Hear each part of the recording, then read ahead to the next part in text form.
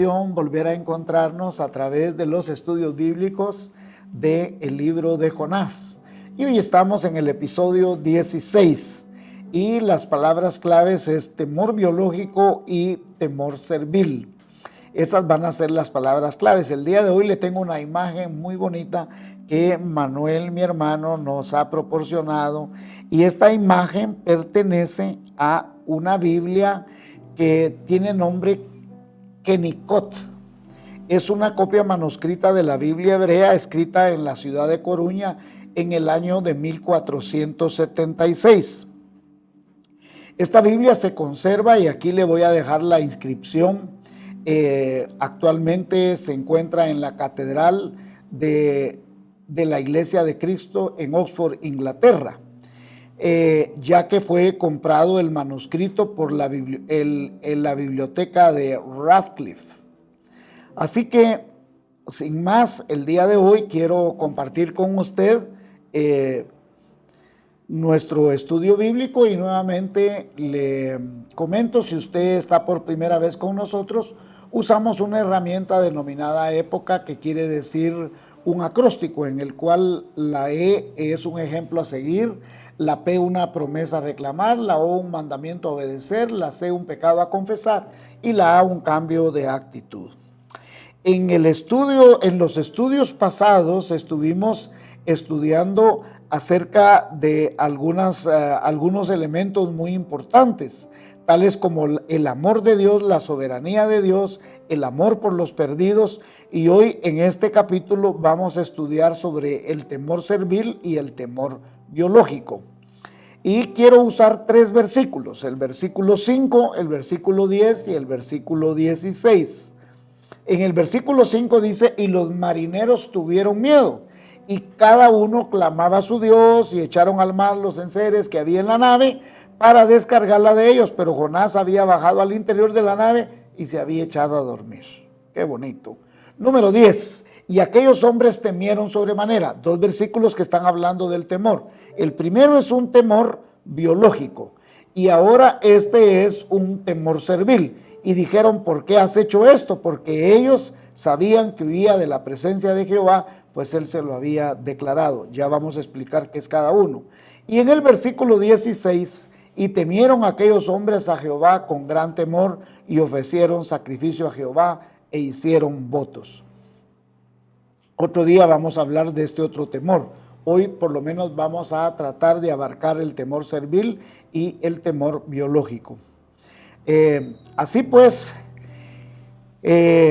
vemos que estos hombres tuvieron un proceso. Temieron con gran temor a Dios, ofrecieron sacrificios e hicieron votos. Entonces, el día de hoy, como dije, vamos a estudiar el temor biológico y el temor servil, y probablemente hasta en el propio episodio vamos a hablar del temor de Dios. El primer temor que experimentan los marineros es un temor biológico. Dice: y los marineros tuvieron miedo. El temor biológico es una emoción, es una actitud, una disposición de cualquier persona hacia una actitud real o imaginaria, situación pasada, presente o futuro. La persona huye, evita, no acepta, la considera perjudicial, negativa, mala, insegura, peligrosa, porque le provoca dolor, sufrimiento, pérdida, daño o muerte. El temor biológico es una emoción básica, natural, normal de cada ser humano, aún de los animales, por proteger su propia vida. Entonces es un mecanismo que el ser humano tiene para luchar, para defenderse, para sobrevivir, y se manifiesta tanto en personas como en animales a responder sobre una situación adversa con rapidez, eficacia y eficiencia. El temor biológico es normal y es beneficioso para el individuo porque le ayuda en un momento determinado a sobrevivir. La Biblia nos describe este temor en varias oportunidades. No le voy a leer todos los versículos que tengo, aunque sí se los voy a nombrar, pero mire pues, el temor de los animales hacia el hombre. Luego está el temor del hombre hacia los animales, Éxodo 21:28, Números 21:6 y Deuteronomio 8:15. El temor de las fuerzas naturales, esto que son terremotos, tsunamis, tormentas, Salmo 46, Salmo 83, 15. El temor a las pestes, a las catástrofes, a las enfermedades, a no poder dormir, Job 6, 14, Salmo 91 por excelencia, Jeremías 8, 15, Mateo 24, 7. Temor al hambre, a la sed, a solventar necesidades básicas de todo ser humano, Números 21, 4, Deuteronomio 8, 15, Jeremías 14, 1 al 6, Mateo 24, 7. El temor futuro a la muerte. Todos tenemos miedo a la muerte. Hay gente que le dice, yo no le tengo miedo a la muerte, pero cuando usted le pregunta cuántos se quieren ir al cielo, todos levantan la mano. ¿Cuántos se quieren morir? Ninguno. Y para poder ir al cielo hay que morir. El temor a la muerte lo encontramos en el Salmo 55, 4 al 5, Amós 5, 19. Temor a otras personas, a la traición, a la infidelidad, a la calumnia. Éxodo 2, 14, Jueces 6, 27, Salmo 55, Ester 7, 6, Salmo 27, Salmo 31, etcétera, etcétera, etcétera. Temor a la guerra, temor a los problemas sociales.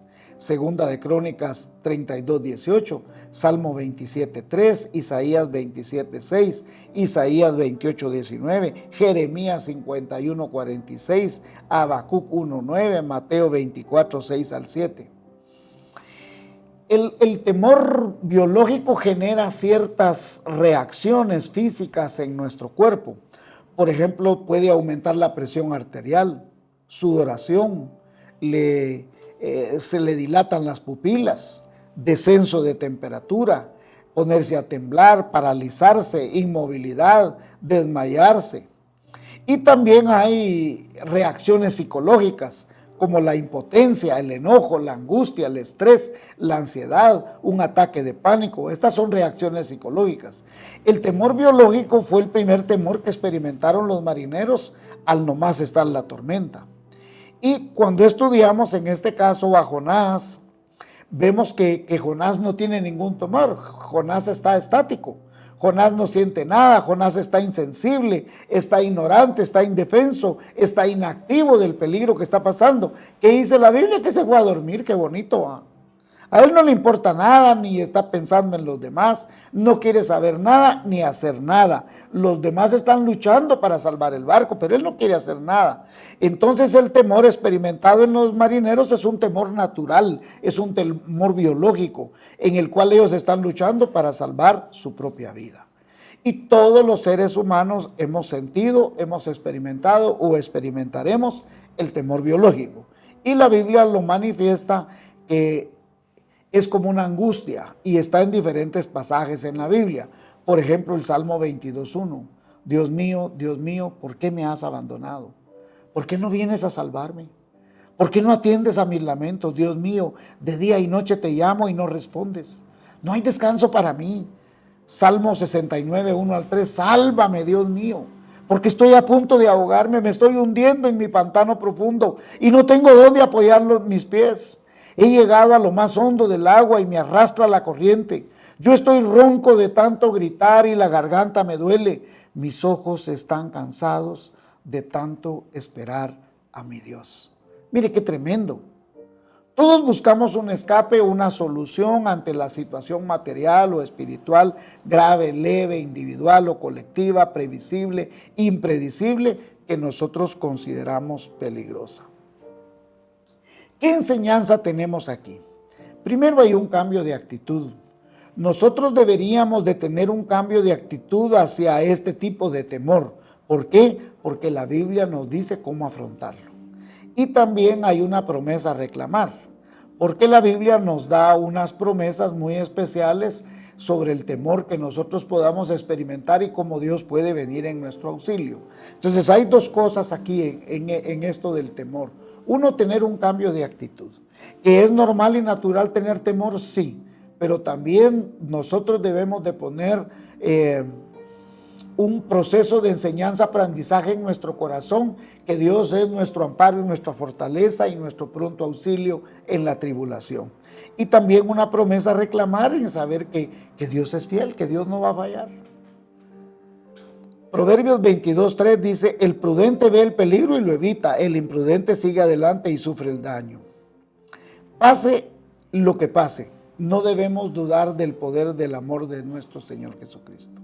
Si usted quiere saber cómo vencer el temor biológico, le voy a dar unos pasajes de la Biblia que a usted y a mí nos pueden ayudar. Deuteronomio 3:22, no le tengas miedo, que el Señor tu Dios pelea por ti, dice. Deuteronomio 31:6, sean fuertes y valientes, no teman ni se asusten ante esas naciones, pues el Señor su Dios siempre los acompañará, nunca los dejará ni los abandonará. Josué 1:9, yo te lo he ordenado, sé fuerte y valiente, no tengas miedo ni te desanimes, porque el Señor tu Dios te acompañará donde quiera que vayas. Salmo 27, Salmo 55, Salmo 56, Salmo 118, 6 al 7, Salmo 34:4, Proverbios 29, 25, Isaías 12:2, Isaías 35:4, Marcos 5:36, Romanos 8:39, pues estoy convencido que ni la muerte, ni la vida, ni los ángeles, ni los demonios, ni lo presente, ni lo porvenir, ni los poderes, ni lo alto, ni lo profundo, ni cosa alguna en toda la creación podrá apartarnos del amor de Dios que nos ha manifestado en Cristo Jesús, Señor nuestro. Filipenses 4, 6 al 7.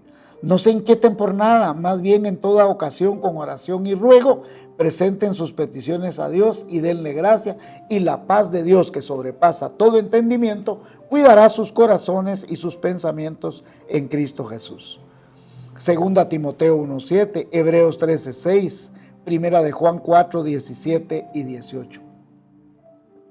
Ese amor se manifiesta plenamente entre nosotros para que en el día del juicio comparezcamos con toda confianza, porque en este mundo hemos vivido como vivió Jesús.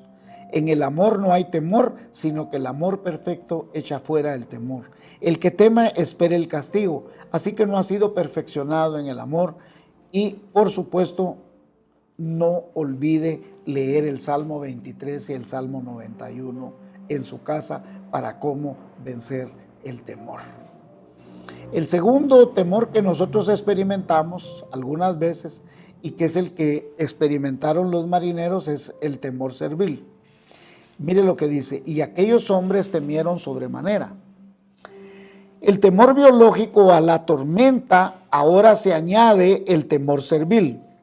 ¿Qué es el temor servil? Es también llamado el temor de servidumbre o temor de esclavitud. Surgió en los marineros después de oír de la boca de Jonás que Jehová había creado aquella gran tormenta. Los marineros ahora, además de tener el temor biológico, tienen ahora un temor servil, es decir, un temor por el castigo que proviene de un ser superior que tiene el poder de poder acusarles, de poder causarles dolor a ellos, a su familia, de poder perder la vida y no saben lo que va a pasar. Así que estas personas tienen un temor servil. De manera muy sencilla, el temor servil es el temor al castigo por parte de un ser superior, es decir, un poder, una fuerza que amenaza, que paraliza su poder y que tiene un poder tremendo, extraordinario, con el cual yo no puedo protegerme ni huir de él. Este tipo de temor tiene su origen en el huerto del Edén. Cuando Adán y Eva pecaron, Adán, al desobedecer, pierde la relación con Dios. Y como él pierde la relación única, especial que tenía con ese Padre amado, ahora él siente que es un Dios que lo va a castigar y siente vergüenza y por eso huye.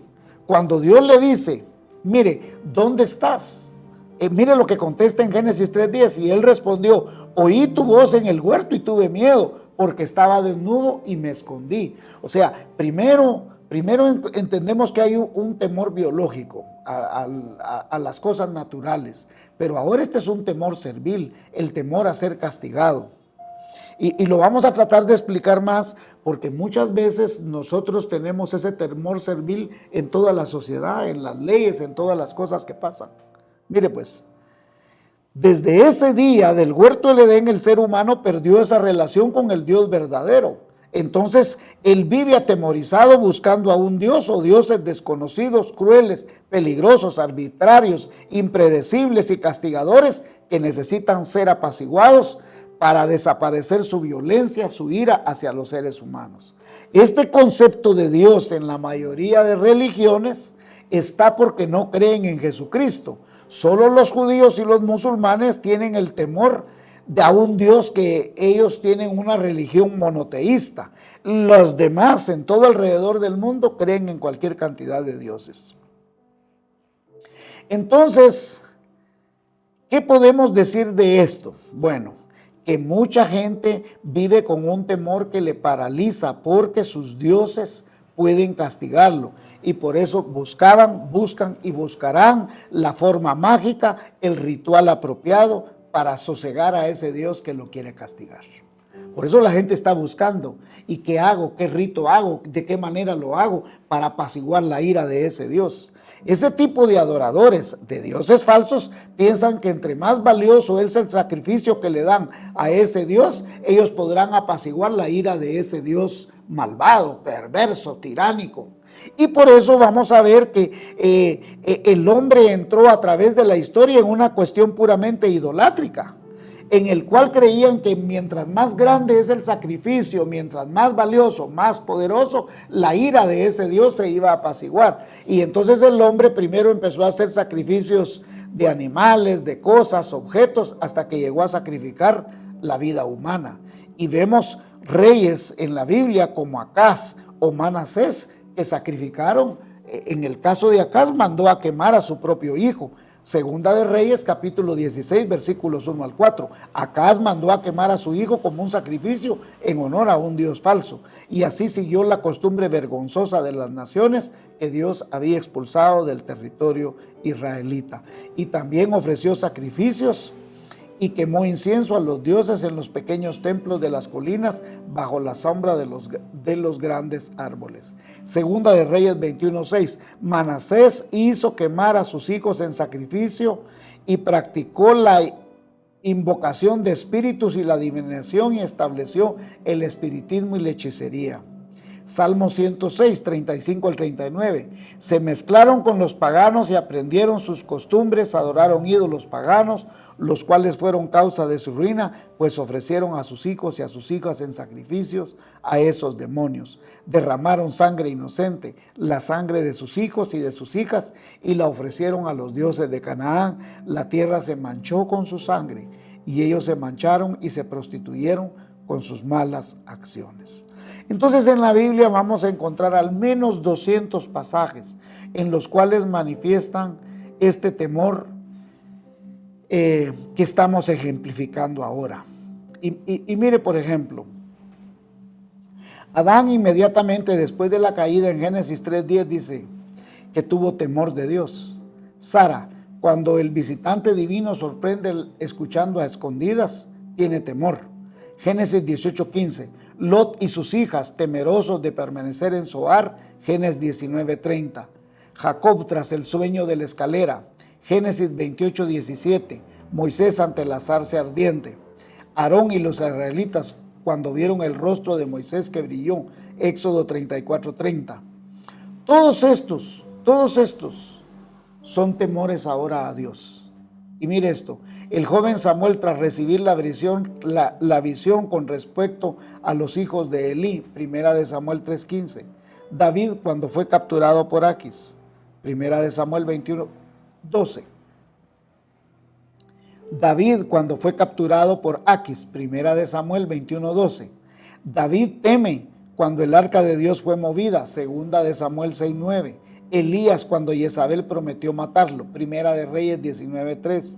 Los pastores cuando el ángel se les aparece, Lucas 2:9 y 10. Los discípulos en la transfiguración, Lucas 9:34. Los discípulos temen cuando Jesús caminó sobre el agua, Mateo 14:27. Las mujeres temen junto a la tumba abierta, Mateo 28:10. Todas estas personas manifestaron un temor servil ante Dios. Y la mejor manera de explicar ese temor es con la historia siguiente. Se cuenta que el rabino Yohanan ben Zakkai, un doctor en la ley estaba enfermo de muerte. Sus estudiantes fueron a verlo y lo encontraron que estaba inconsolable, llorando tremendamente. Y ellos le preguntaron: ¿por qué lloras si tú conoces a Dios? Y él les contestó: si me llevaran a la presencia de un rey humano que esté enojado conmigo, yo sé que su enojo no sería eterno. Si me metieran en la cárcel, no sería para toda la eternidad. Si me condenan a muerte, esa muerte no sería para siempre, porque estaría en la presencia de Dios. Al ser un rey humano, quizás yo podría apaciguarlo con palabras o con soborno de dinero. Al verme en la presencia del rey, yo tendría miedo y lloraría. Pero ahora voy a estar ante la presencia del Rey de Reyes, ante el Santo, ante el verdadero Dios. Y me digo a mí mismo: si está enojado conmigo, si su enojo es eterno, si me manda a la cárcel, será para toda la eternidad. No puedo apaciguarlo con palabras, con sobornos o con dinero. Si me condena a muerte, será una muerte para siempre. Además, no sé si estaré con él o estaré en el infierno. Por lo tanto, mi situación es peor que estar ante un rey. Entonces, ¿por qué no he de llorar? Esta historia seguramente ilustra ese temor servil. En la historia de este rabino es la experiencia misma de los marineros y es la situación que vivieron muchos personajes bíblicos, donde vemos que tienen un terror, como el terror que tiene un esclavo por un ser superior, inaccesible, que no oye, que no puede ver, que solo castiga, y que las personas tienen un temor a lo desconocido, que no saben lo que va a pasar, que no saben si van a ser juzgados, que no saben qué va a pasar después de la muerte. Ahora bien, veamos lo que la Biblia tiene que ilustrarnos. Isaías 6:5: entonces dije: ¡ay de mí, que soy hombre muerto, porque siendo hombre inmundo de labios y habitando en medio de pueblo que tiene labios inmundos, han visto mis ojos al Rey Jehová de los ejércitos. Este fue el segundo temor que experimentaron los marineros, porque ante ese Dios tan poderoso solo pueden esperar un juicio y un castigo. Por eso no quisieron tirarlo al mar al principio, porque ellos sabían que tenían que matarlo, pero tenían miedo a matarlo. Ahora, ponga mi atención a esto, porque esto es lo que le trataba de decir desde el principio para tratar de explicar, que nosotros muchas veces no cometemos falta por temor a las leyes humanas y al castigo divino, pero no tenemos temor no por la convicción de frenar el pecado en sí mismo, sino porque tenemos miedo a la vergüenza de un castigo público, de un castigo. Pero si no hubiera problema, ¿qué ha pasado? Por ejemplo, muchos jóvenes han venido conmigo y me dicen: mire, pastor, ¿hasta dónde yo puedo llegar tocando si beso a mi novia? O sea, la gente está buscando vivir en la línea del límite, hasta dónde no llega el castigo y hasta dónde sigue el castigo. Pero si ya él pecó con la mente, con el corazón y todo, ¿qué hay de más? Si Jesús puso una línea muy alta, hermanos. Jesús dijo que el adulterio era con solo yo que mirara y pensara. Entonces Jesús no está hablando de tocar. Y jóvenes vienen y me preguntan: pastor, ¿hasta dónde puedo yo llegar tocando sin que sea pecado? Ya con la mente lo hicimos. Entonces muchas veces nosotros somos esclavos de nuestros temores. Somos esclavos de nuestra propia teología. Hay otros que no tienen miedo a Dios ni a nadie y continúan su camino hacia la corrupción total. Lucas 18:2 dice: en una ciudad había un juez que no tenía miedo ni a Dios ni a nadie. Entonces es el tipo de persona que no le tiene miedo a nada. Quien hace algo por temor servil, aunque sea bueno lo que hace, no lo hace bien. ¿Por qué? Porque mire lo que dice Romanos 8:15 y Gálatas 4:3-7 lo vuelve a fortalecer lo que está diciendo Pablo aquí en Romanos 8:15.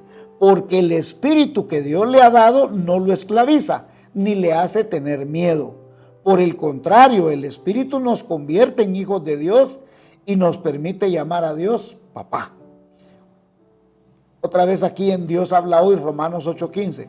Pues ustedes no han recibido un espíritu de esclavitud que los lleve otra vez a tener miedo, sino el espíritu que los hace hijos de Dios.